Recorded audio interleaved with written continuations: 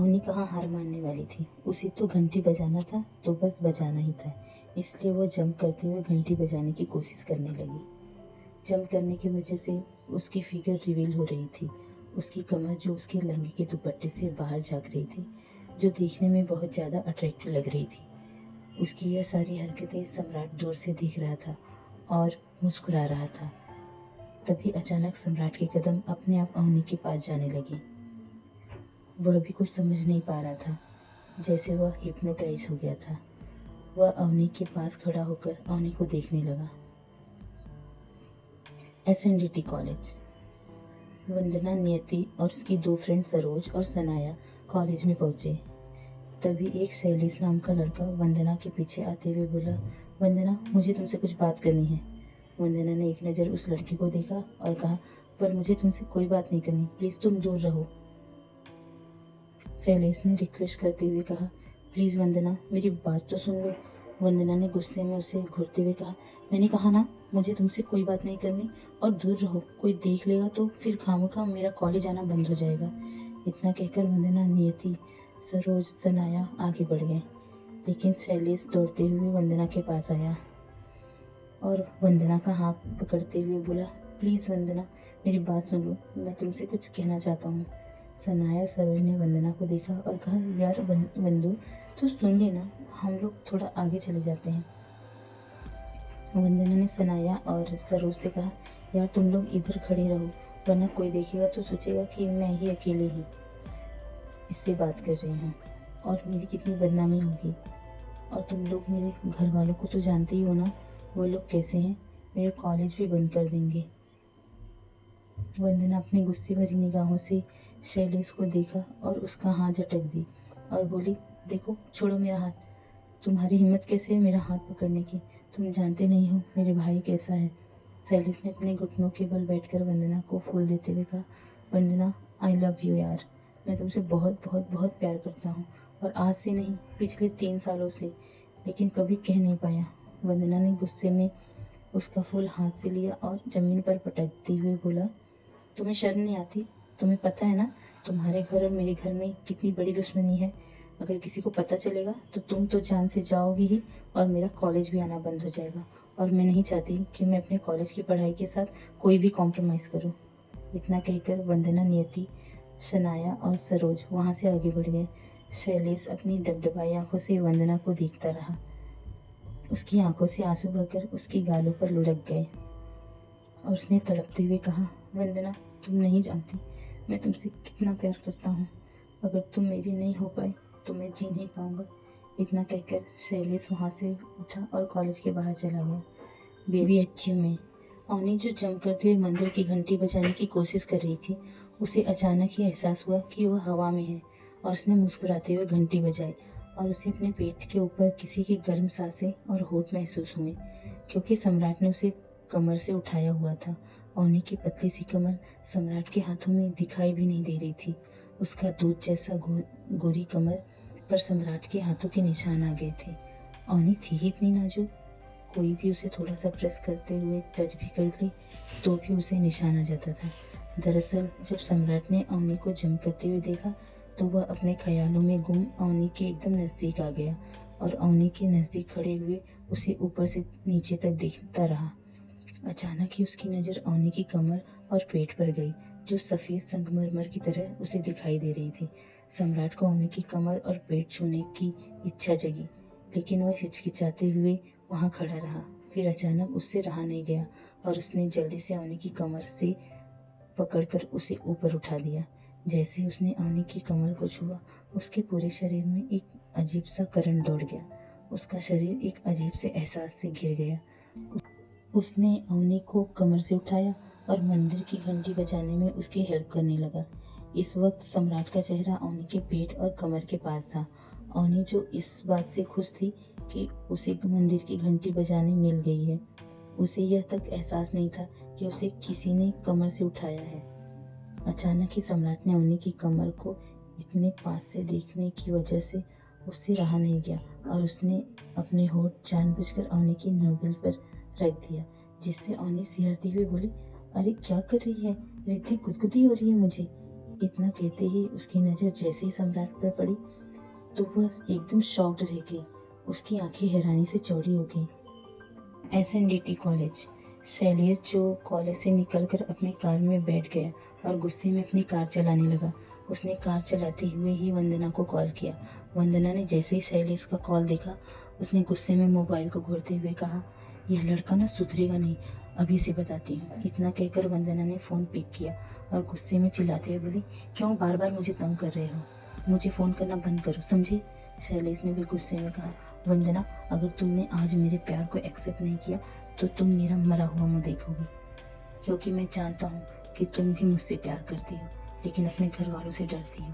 वंदना आगे कुछ कहती उससे पहले शैलेश ने इतना कहकर अपना फ़ोन कट कर दिया। वंदना ने शैलेश की बातों को इग्नोर करते हुए अपनी पढ़ाई पर ध्यान देने का सोचा और अपने क्लास में चली गई। जैसे ही वंदना अपनी क्लास में पहुंची, वैसे उसके फ़ोन की रिंग वापस बजी और फ़ोन पर फ्लैश हो रहे नंबर को देखते हुए वंदना ने कॉल पिक किया। सामने से किसी ने कुछ ऐसा कहा जिसे सुनते ही वंदना के हाथ से फ़ोन नीचे गिर गया और उसकी आंखों से आंसू बहने लगे। सम्राट ने अवनी को कमर से होल्ड किया था और अवनी उसे शॉक्ड नज़रों से देख रही थी और सामने ही सम्राट के बॉडीगार्ड खड़े थे। सभी के मुंह खुले के खुले थे। सब शॉक्ड थे कि सम्राट कैसे एक लड़की को इस तरह से मंदिर में अपनी गोद में उठा सकता है, क्योंकि आज तक सम्राट ने किसी लड़की को हाथ तक नहीं लगाया था।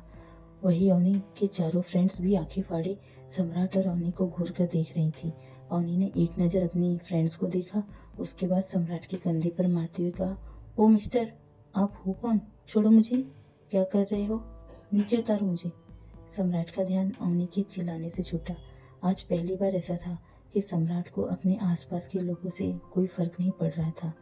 सम्राट अवनी की आंखों में देखते हुए अवनी को धीरे धीरे नीचे उतारने लगा। सम्राट ने उसे नीचे उतारते हुए अवनी को देखा और मुस्कुराते हुए कहा, मैं तो सिर्फ तुम्हारी हेल्प कर रहा था। अवनी ने गुस्से में उसे घूरते हुए कहा, मैंने हेल्प मांगी थी आपसे, जो आप मेरी हेल्प करने चले आए हैं? अवनी गुस्से में सम्राट को डांटती जा रही थी और सम्राट तो जैसे अवनी में ही कहीं खोया हुआ था।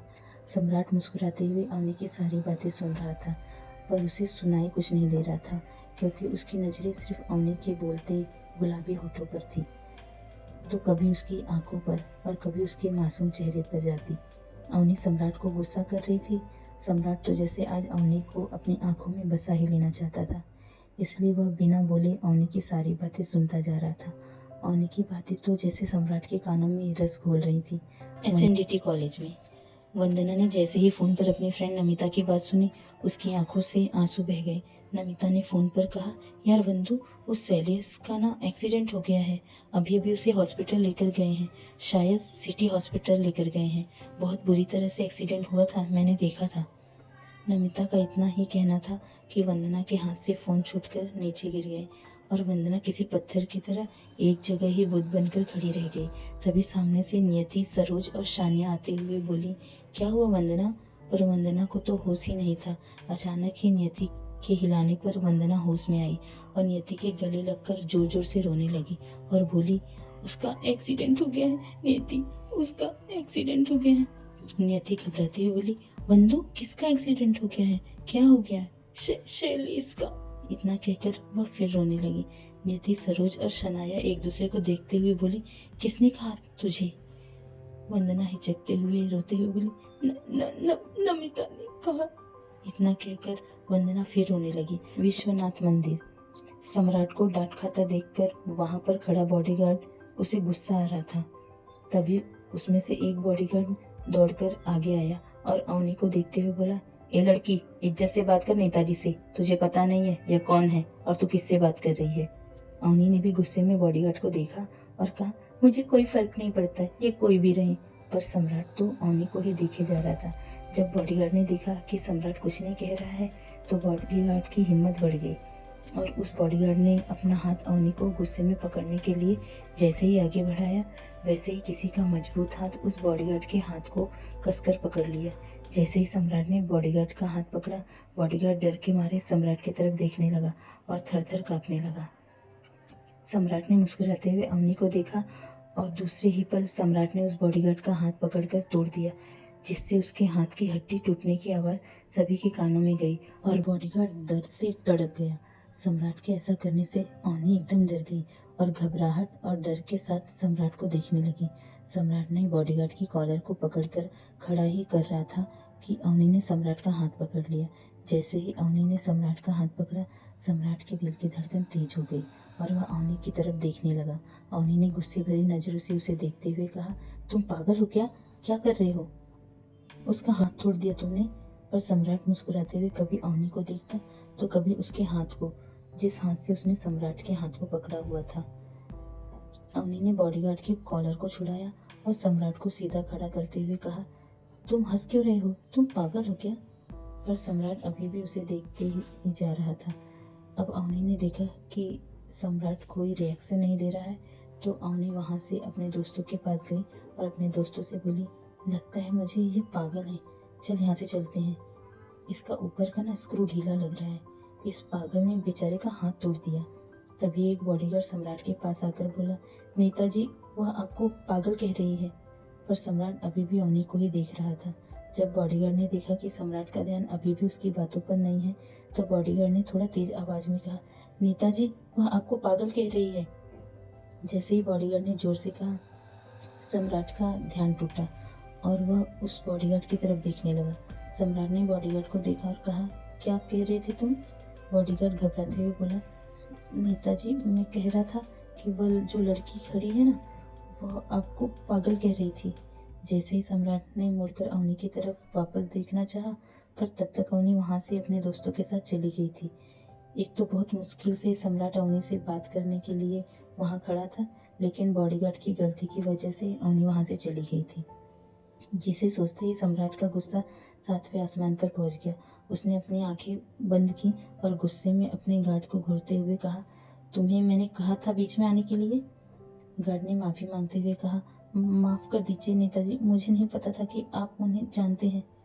सम्राट ने गुस्से में अपना एक लात बॉडीगार्ड को मारा और वहां से बाकी लोगों के साथ अपनी हवेली के लिए निकल गया।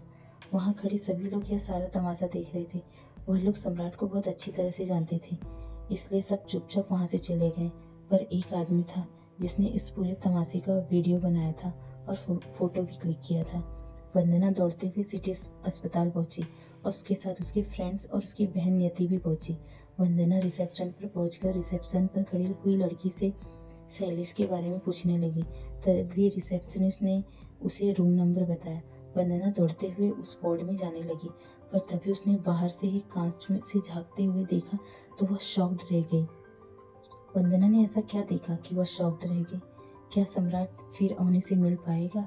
क्या होने वाला है आगे जानने के लिए सुनते रहिए मेरी स्टोरी कातिलाना इश्क तेरा, सिर्फ सोना राइटर पर। दोस्तों, प्लीज़ मेरे नॉवेल को लाइक कीजिए, शेयर कीजिए, कमेंट्स कीजिए और प्लीज़ मुझे सपोर्ट कीजिए। और प्लीज़ आज का चैप्टर कैसा लगा ये भी बताइए। Thank you very much.